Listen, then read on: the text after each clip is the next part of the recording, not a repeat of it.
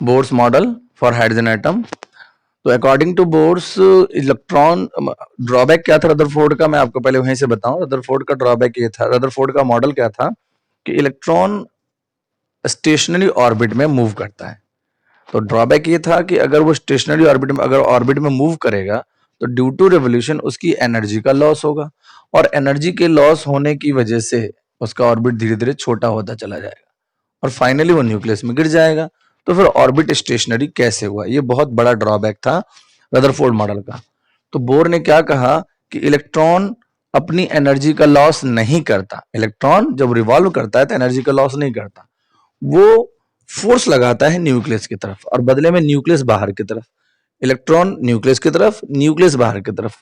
जितना force electron nucleus की तरफ लगाता है बदले में उतना ही फोर्स न्यूक्लियस भी बाहर की तरफ लगाता है। इस वजह से दोनों की पोजीशन फिक्स रहती है तो ऑर्बिट स्टेशनरी होता है। Electron does not lose its energy due to revolution, however it exert force towards nucleus which is counter balance by nuclear forces.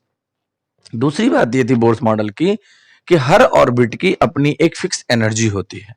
Electron अपनी एनर्जी के अकॉर्डिंगली ही उस ऑर्बिट्स में अपनी अपनी जगह ऑक्युपाई करता है। तो for an electron to be in orbit there must be a minimum energy, और एनर्जी ऑफ जो ऑर्बिट है जो हम देंगे वो इस फॉर्मूले से देंगे, negative 2π² me⁻⁴ over n² h²।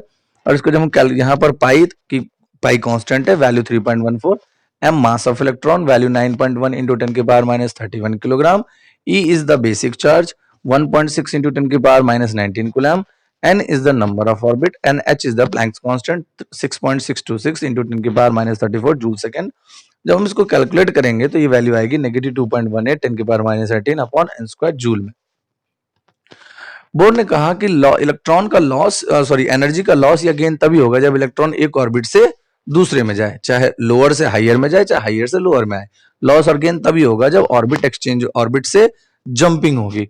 तो जब जंपिंग होगी तो एनर्जी का चेंज होगा। अब एनर्जी का चेंज कितना होगा, that can be given by formula delta E is equals to negative 2.18 into 10⁻⁻18। ये एक ऑर्बिट का एनर्जी 1/n1 का स्क्वायर माइनस दूसरे का 1/n1 n2 का होल स्क्वायर। तो that is the transition energy. Loss or gain of energy takes place only when electron jumps from one orbit to another. Bore ने electron को wave माना और उसने कहा कि इलेक्ट्रॉन जब मूव करेगा अपने ऑर्बिट में तो वो एंगुलर मोशन होगा एंगुलर। तो एंगुलर मोशन होगा तो मोमेंटम भी एंगुलर मोमेंटम होगा, और एंगुलर मोमेंटम जो होगा वो इंटीग्रल मल्टीपल होगा h/2π का, mvr is equal to h/2π। अब हम क्या कर रहे हैं, इस 2π को हम ले गए यहाँ पर और mv को ले आए नीचे, तो ये हो गया 2πr और ये n h/mv। De Broglie relation से लैम्डा इज इक्वल टू क्या होता है h/mv, हमने यहाँ h/mv की जगह क्या पुट कर दिया, लैम्डा पुट कर दिया। तो 2πr is equal to n lambda. 2πr क्या होता है, सरकमफेरेंस। तो सरकमफेरेंस किसका, ऑर्बिट का। तो ऑर्बिट का सरकमफेरेंस कितना होगा, वेवलेंथ का इंटीग्रल मल्टीपल। यही कहा बोर ने कि इसका मतलब ये हुआ कि circumference of the Bohr's orbit is integral multiple of its wavelength.